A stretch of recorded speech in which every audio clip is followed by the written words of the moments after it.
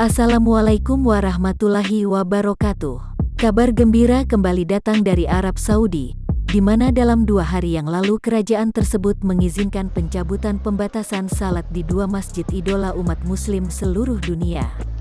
Sebelumnya Arab Saudi membatasi saf-saf salat setiap jamaah menjadi 2 meter antar jamaah. Seiring berkurangnya COVID-19 di negara tersebut, suasana kembali normal. Para pekerja masjid juga mulai mencabut pembatasan saf salat baik di Masjidil Haram maupun Masjid Nabawi. Bukan hanya itu saja, dalam pernyataan Kemendagri Saudi tersebut yang dilaporkan Biro Pres Saudi, SPA, pemakaian masker di ruang-ruang terbuka tidak lagi diwajibkan untuk orang yang telah divaksinasi penuh, walaupun warga masih harus memakai masker di ruang-ruang tertutup dan area yang tidak dipantau aplikasi pelacakan Tawakalna.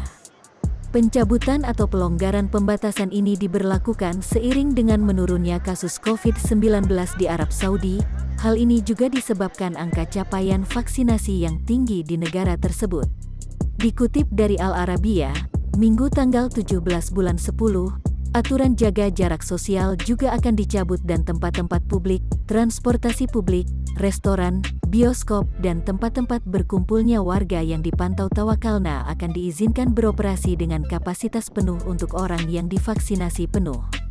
Aturan lain yang akan dicabut termasuk pembatasan pengunjung di Masjidil Haram, kota suci Makkah. Jemaah yang menerima 2 dosis vaksin sekarang akan diizinkan mengunjungi Masjidil Haram dengan tetap memakai masker dan menggunakan aplikasi pelacakan umrah.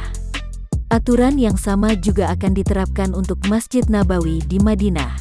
Selain itu, acara pernikahan juga diizinkan tanpa pembatasan jumlah tamu, walaupun mereka yang berada dalam acara tersebut masih harus tetap menerapkan tindakan pencegahan seperti memakai masker di ruang tertutup. Kementerian Dalam Negeri menyatakan aturan tersebut bisa berubah tergantung perkembangan pandemi. Alhamdulillahirabbil alamin. Wassalamualaikum warahmatullahi wabarakatuh.